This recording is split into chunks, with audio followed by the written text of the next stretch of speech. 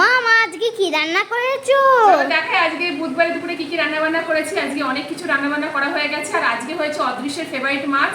আজকে আমাকে অদৃশ্য ক্যামেরা করে দিচ্ছে, কারণ তোমাদের দাদাভাই বাড়িতে নেই। চলো দেখাই কি রান্না করেছি। ফার্স্টে আছে সাদা ভাত, আর এখানে আছে লাল শাক ভাজা, এই দেখো।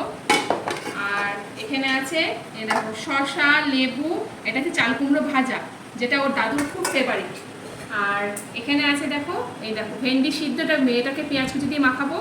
ভেন্ডিটাকে না আজকে মেখেছি।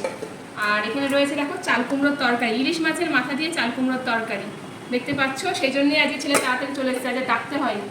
আর এখানে রয়েছে ছেলে ইলিশ মাছের ঝোল, সবজি দিয়ে আলাদা করে করেছে, এটা ঝাল ছাড়া, ঠিক আছে, কারণ ও তো ঝাল খেতে পারছে না এখন।